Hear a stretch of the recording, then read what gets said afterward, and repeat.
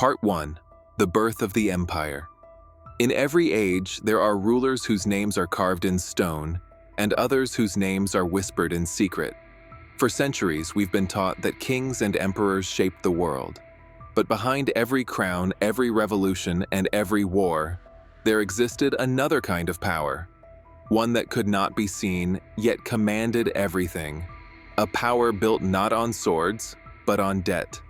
This is the story of that hidden empire, a dynasty of influence so vast, it rewrote the destiny of nations, the Empire of Shadows. A world on the brink of change. The 18th century was an age of transformation. Europe was a continent alive with discovery, trade, and ambition, but also with instability. Kingdoms were rising and falling like tides, and beneath the surface, a new force was stirring: finance. Gold and silver were no longer enough. Paper, credit, and trust became the new currency of power, and those who controlled the flow of money could control the fate of empires. Across the continent, wars drained treasuries and left kings desperate. They needed loans, and loans required lenders. From the ashes of war emerged families who would become richer than monarchs, weaving invisible webs across borders. Among them, one name would rise above all others: Rothschild. Frankfurt, 1760, the seed of power. In the narrow streets of Frankfurt's Jewish ghetto, a man named Meyer Amschel Rothschild began to build an empire from a counting desk smaller than a market stall. He traded coins and collectibles for the princes of Hesse. But Meyer was no ordinary merchant. He understood that true wealth was not in what one owned, but in what one controlled. While others traded in gold, he traded in trust. He cultivated relationships with Europe's elite, learning how monarchs thought, how armies moved, and how wars were financed. By the time he died, he had planted 5 branches of his family, one in each of Europe's great capitals: Frankfurt, Vienna, London, Naples, and Paris. 5 sons, each controlling a financial citadel. 5 pillars of an empire that would operate like the world's first multinational intelligence and banking network. Letters coded in family cipher traveled faster than armies. Gold was transferred invisibly through networks of promises and bonds. The Rothschilds had built something unprecedented: a private information system more efficient than any government. In the age before telegraphs, they knew of political shifts, assassinations, and market crashes days before anyone else. Napoleon and the network. When Napoleon Bonaparte rose to power, he threatened the old order, but also offered opportunity. Wars were expensive, and those who financed them, on both sides, would profit regardless of the victor. The Rothschilds played a game of exquisite neutrality, funding England through Nathan Rothschild in London, while their continental branches maneuvered across the war-torn lands of Europe. Information was their weapon. When the Battle of Waterloo ended in 1815, Nathan Rothschild knew before the British government itself. According to many accounts, he used this knowledge to make a fortune on the London Stock Exchange, selling, then buying British bonds at the perfect moment. The details of that day have been exaggerated by legend, but the outcome was real. The Rothschilds emerged as the undisputed financial power of Europe. They could lend to kings and bankrupt them just as easily. Their control of government bonds gave them influence over foreign policy, military campaigns, and even the creation of national banks. The currency of control money was no longer just a medium of exchange, it was a tool of governance. By lending to nations instead of individuals, the Rothschild model transformed politics itself. A nation that owed money could be guided, pressured, or subdued without a single shot fired. In the 19th century, the family financed railroads, canals, and mining empires. They were behind the Bank of England's war loans, the construction of European infrastructure, and even the founding of major institutions like the Alliance Assurance Company and the Rio Tinto mining conglomerate. But their true genius lay in discretion. While monarchs craved recognition, the Rothschilds built power through silence. They avoided public office, preferring influence over fame. Their wealth was so diffused through partnerships and trusts that no government could ever fully trace it. Their emblem, 5 arrows bound together, symbolized both unity and secrecy.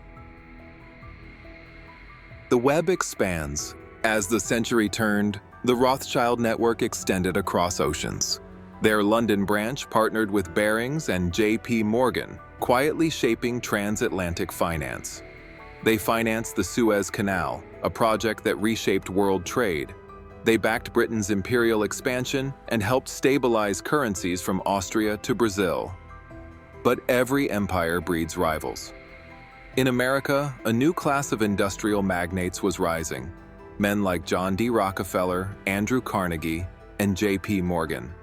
They studied the European model and began crafting their own empires of oil, steel, and rail. And while the Rothschilds remained dominant in Europe, across the Atlantic, a new kind of power was being born, one that would soon rival and even merge with theirs. A private empire hidden in plain sight. By the late 1800s, the Rothschild family's estimated wealth was so vast it defied calculation. They were bankers to the British Crown, financiers of the Vatican, and silent partners in colonial ventures across Africa and Asia. Their correspondence with statesmen shaped the politics of empires. Yet in public, they maintained the appearance of modest nobility, polite philanthropists with taste for art, wine, and gardens. Their houses, like Mentmore Towers and Château de Ferrières, stood as quiet monuments to an invisible kingdom. They dined with princes, yet moved markets with a signature. They advised ministers, yet avoided headlines. It was said that the sun never set on the Rothschild Bank, echoing the phrase once reserved for the British Empire itself. But even their power was not absolute. The 19th century also birthed the seeds of nationalism and revolution. Governments began to wrestle control of currency from private hands. The idea of a central bank, part public, part private, became the next evolutionary step in the art of monetary control. The birth of central banking. In 1694, the Bank of England had pioneered the model, a private institution issuing currency for the government. By the 1800s, this model spread, from the Bank of France to the Austrian National Bank, blending state authority with private capital.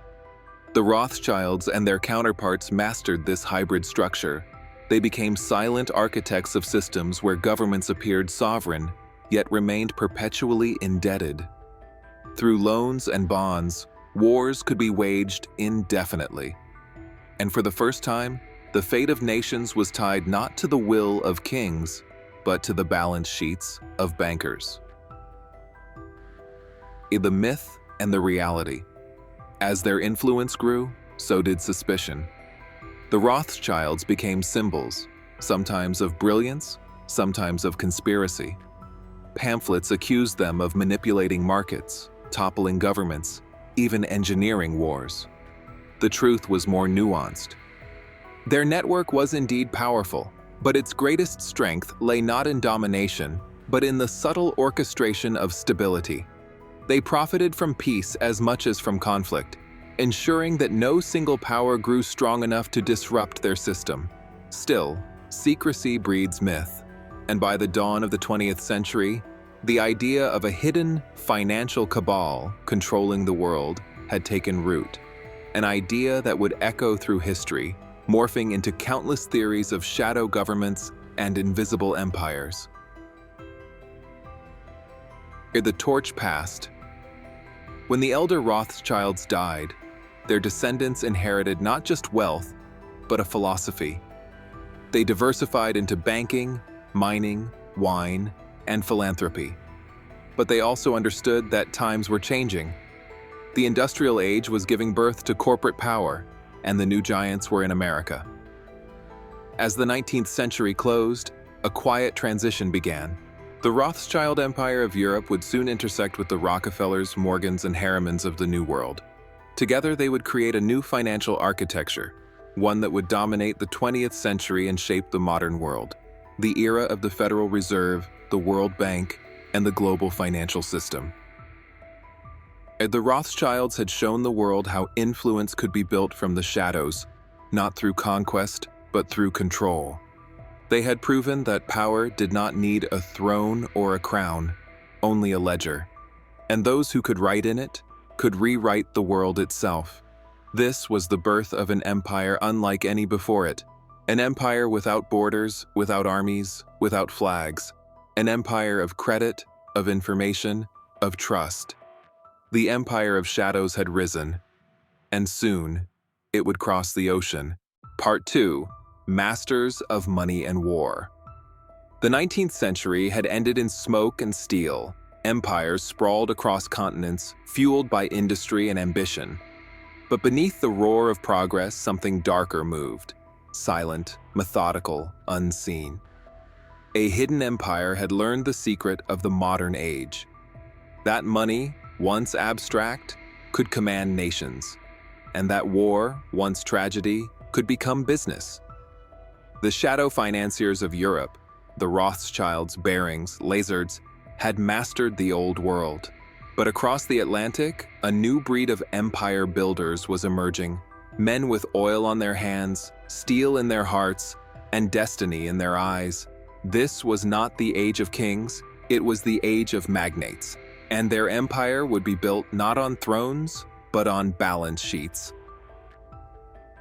A new world of titans.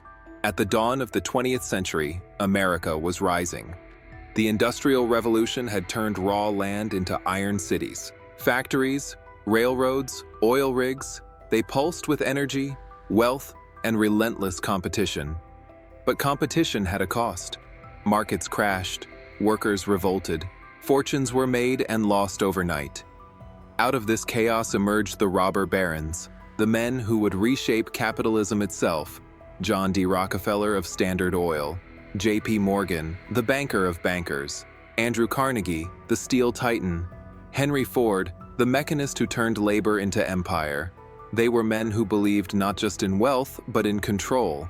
And, whether by design or by instinct, they followed the path the Rothschilds had already mapped: unite capital, centralize influence, and make the state dependent on the financier.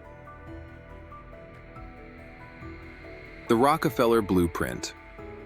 John D. Rockefeller began with a single refinery in Cleveland, Ohio. By 1870, he founded Standard Oil, and within a decade, controlled over 90% of America's oil production. Oil was the new blood of civilization. It powered lamps, factories, and later, entire armies. And Rockefeller's grip on it was absolute. He mastered the art of the monopoly, buying competitors, undercutting rivals, and creating secret deals with railroads. Publicly, he preached morality and efficiency. Privately, he built one of the most powerful industrial machines in history. When the U.S. government broke Standard Oil into fragments in 1911, it seemed like justice. But in truth, Rockefeller had already diversified his wealth through family trusts and new corporations. Each fragment became a new empire: Exxon, Chevron, Mobil. He had multiplied his power by dividing it, and with his vast fortune, he turned to something more subtle than oil: influence. Through the Rockefeller Foundation, he began to shape medicine, education, and science itself. He funded universities, laboratories, and health initiatives, but always with a guiding hand. To cure disease, one must control the cure.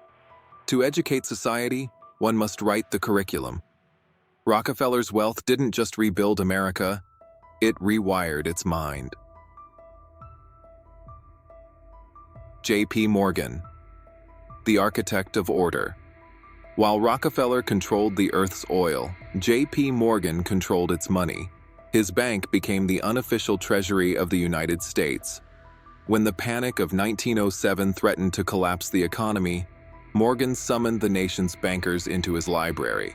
By dawn, he had saved the system and proven that one man, if powerful enough, could replace a government. Morgan believed chaos was profitless. Order, even if achieved through manipulation, was stability. He merged railroads, bought steel companies, and financed wars with a precision that made him the world's first financial monarch. Behind his desk in New York stood portraits of Napoleon and the Rothschilds, symbols of the power he admired. And like them, he understood that true dominance came not from ownership, but from debt. The secret meeting on Jekyll Island. By 1910, America's economy was vast but fragile. Panics and recessions struck like storms, and the government seemed powerless to stop them. That's when 7 men, representing the nation's most powerful banks and families, boarded a private train under cover of night. Their destination, Jekyll Island, a secluded resort off the coast of Georgia. Their purpose, to design a new central banking system. Among them were agents of J.P. Morgan, Rockefeller, and Kuhn, Loeb and Company. What they created would redefine the modern world, the Federal Reserve System. In 1913, the plan became law. The Fed would issue America's money, regulate its credit, and lend to its government. But behind its official facade lay the fingerprints of private banking dynasties. The United States, once a nation born in rebellion against monarchy, had quietly surrendered its financial sovereignty to an institution partly owned by the very elites it was meant to oversee. The war that made fortunes. When World War I erupted in 1914, Europe was plunged into chaos. But chaos for bankers was opportunity. The Rothschilds financed both sides through their continental branches. J.P. Morgan and Company became Britain's official purchasing agent in America, earning hundreds of millions in commissions. Rockefeller's oil fueled the Allied war machine. For the first time, modern warfare became a full-scale economic engine, a mechanism that consumed resources and generated profit in equal measure. By the time the armistice was signed in 1918, entire nations were indebted, and those debts, to bankers and financiers, ensured that peace itself would remain profitable. The Treaty and the Debt Trap. In 1919 at Versailles, the victors redrew the map of the world, but behind the pomp and ceremony stood the same financial realities. Germany was crushed under reparations so vast they could never be paid, and so loans were arranged. American banks lent to Germany, which paid Britain and France, which in turn repaid the United States. Money circulated endlessly, enriching those who controlled the flow. The Rothschilds, Morgans, and Rockefellers emerged from the war wealthier than ever. But their creation, the new global system of debt, would soon collapse under its own weight. The crash and the reset. The 1920s roared with artificial prosperity. Speculation soared, credit expanded, and illusions of infinite growth took hold. Then, in 1929, it all shattered. The Great Depression swept across the world. Banks failed, markets burned, millions lost everything.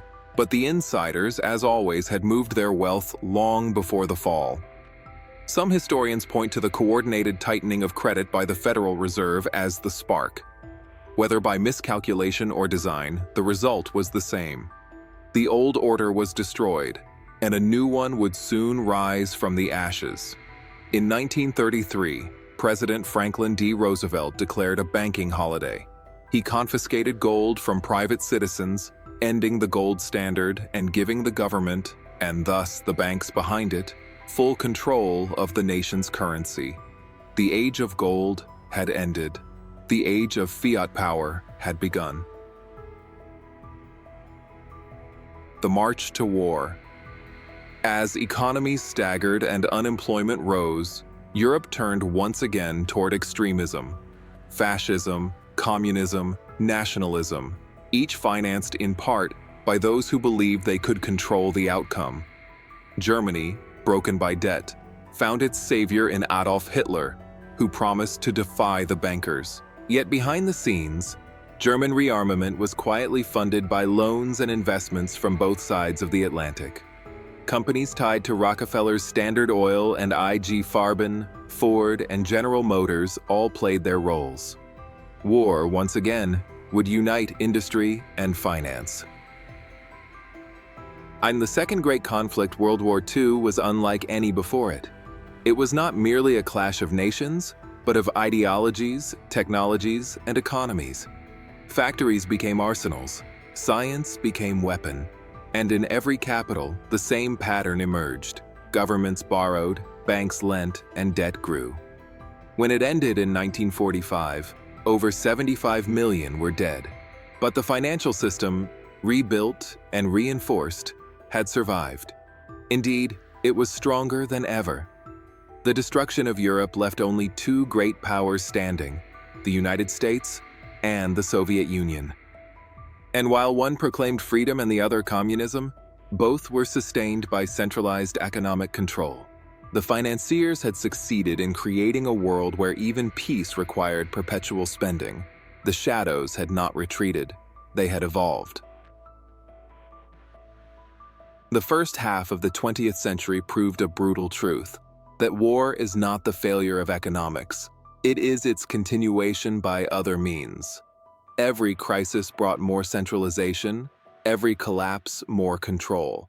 From the Rothschilds of Europe to the Rockefellers of America, from Morgan's banking rooms to the corridors of Washington, the empire had become invisible, a system without borders, without faces. As the world lay in ruins in 1945, leaders gathered to build a new order, one that would prevent such wars forever. They called it Bretton Woods. But in truth, it was the next phase of the same design. The Empire of Shadows was about to become global. Part 3: The Invisible Hand. In 1945, the world lay in ruins. Cities smoldered, nations starved. But from the ashes of destruction, a new order was already forming. One not forged by soldiers, but by financiers, economists, and visionaries cloaked in diplomacy. The age of empire was over, but the empire of shadows, the one built on credit, debt, and control, was only just beginning. Bretton Woods, the new architecture. In a secluded hotel in New Hampshire, representatives from 44 nations gathered. They called it the Bretton Woods Conference, an effort to rebuild the shattered global economy and prevent another world war. But behind the idealism was calculation. Out of those meetings came two institutions that would shape the modern world: the International Monetary Fund, IMF, and the World Bank. They were presented as instruments of stability and cooperation. In truth, they became the cornerstones of a new financial empire, one dominated by the United States and its allies. Under the Bretton Woods system, the US dollar became the world's reserve currency, linked to gold. Every other currency was tied to it. It was elegant, simple, and, above all, controlled. America, the new financial superpower, had inherited the mantle once worn by Europe's banking dynasties. But the shadow families, the Rockefellers, the Morgans, and their successors were still very much in the picture. They advised presidents, funded political campaigns, and built global institutions through foundations and think tanks. The world believed it was entering an era of freedom and prosperity. In reality, it was entering an era of managed dependency. The age of oil gold was finite, but oil was power incarnate. In the 1950s and 60s, the Rockefellers' Standard Oil descendants, now split into Exxon, Mobil, and Chevron, dominated the global energy landscape. The wealth of nations became measured not by their gold reserves, but by their access to petroleum. Through a series of corporate alliances and government deals, a new term was born: the petrodollar. The US made secret agreements with Saudi Arabia, the largest oil producer in the world, ensuring that oil would only be traded in dollars. This meant that every country needing oil, every factory, every army, every government, would first need US currency. The world's demand for oil became a demand for dollars. And through that, a quiet kind of empire emerged, one that required no armies to occupy, no colonies to control, an empire where financial flow replaced territorial conquest. When the US abandoned the gold standard in 1971, ending the dollar's convertibility to gold, it should have been a moment of weakness. But instead, the dollar grew stronger, because now it was backed not by metal, but by energy. Oil became the new gold. Debt became the new weapon. The web tightens. By the 1980s, the lines between corporations, governments, and financial institutions had all but vanished. Wall Street dictated policy, central banks dictated reality, and the International Monetary Fund and World Bank expanded their reach, offering aid to developing nations, loans that came with conditions. Those conditions often included privatization, austerity, and the surrender of national industries to foreign investors. It was a new form of conquest, not through invasion, but through obligation. In Africa, Asia, and Latin America, entire economies were reshaped by debt. Countries borrowed to modernize, only to find themselves trapped, forced to sell their resources, devalue their currencies, and cut public services. The world had entered the age of neo-colonialism, ruled not by kings or generals, but by contracts and clauses. The empire no longer wore a crown. It wore a suit. The network expands. The families and firms that had built this system no longer appeared in headlines. They existed behind layers of corporations, trusts, and foundations. The Council on Foreign Relations, the Trilateral Commission, the Bilderberg Group, these gatherings of financiers, politicians, and industrialists became the forums of the invisible elite. Here, decisions were shaped long before they reached parliaments or the public eye. Names like Rockefeller, Rothschild, Morgan, and Warburg still surfaced, but their influence was now institutional. They didn't need to own the world. They only needed to manage it. Through control of energy, media, and finance, they could guide economies, sway elections, and even influence wars, not through force, but through the invisible currents of capital. The Age of Information. By the turn of the 21st century, the battlefield had shifted again. Power no longer came from land, gold, or even oil, but from data. The corporations that now dominated the world, Google, Facebook, Amazon, Microsoft, followed the same blueprint as the bankers of old. Control the flow of information, shape perception, and you control behavior. Every click, every purchase, every thought became a commodity. And those who owned the algorithms wielded the modern version of divine power, the ability to predict and influence human decisions. The empire of shadows had evolved once again, from banks to corporations, from vaults to servers. And yet, its essence remained unchanged, a handful of powerful interests directing the lives of billions, unseen, unchallenged, unaccountable. The digital crown. Today, money itself is dissolving into code. Cryptocurrencies promise liberation from central banks, but governments are responding with central bank digital currencies, CBDCs, programmable money, traceable to every transaction. The system is moving toward its final transformation, a world where every payment, every loan, every decision is monitored. A digital empire where freedom exists only within predefined parameters. In such a world, control no longer requires tyranny, it requires convenience. People will surrender privacy for comfort, independence for safety, autonomy for access. And the shadow empire will no longer need to hide. It will live inside every device, every account, every fingerprint. The legacy of the families. The original dynasties, the Rothschilds, Rockefellers, Morgans, no longer rule as individuals. Their power has become systemic, woven into the fabric of modern capitalism itself.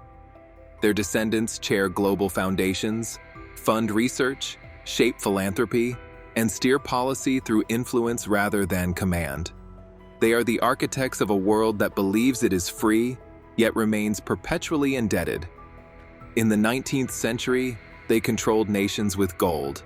In the 20th, with oil. In the 21st, with information. The tools have changed. The hands that hold them have not. Who owns the world now? Today, fewer than 100 corporations control more than 70% of global trade. BlackRock, Vanguard, and State Street, asset management giants, hold shares in almost every major company on Earth. They are the custodians of trillions of dollars, quietly voting in corporate boardrooms, steering global direction. They are not kings or conquerors. They are custodians of capital, the heirs of an invisible lineage stretching back to Frankfurt, to London, to New York. The empire of shadows has no borders, no armies, no flags.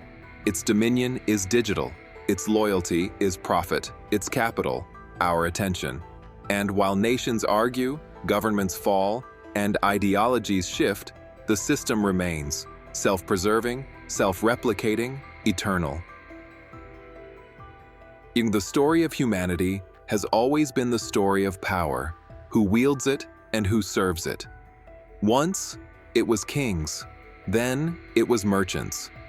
Now, it is algorithms and capital. But beneath every age, the same truth endures. Power hides best in plain sight. And the true rulers of the world do not demand loyalty. They create dependence. So the next time you pay a bill, cast a vote, or scroll through your screen, remember the empire that never ended. The empire without name, without nation. The empire of shadows.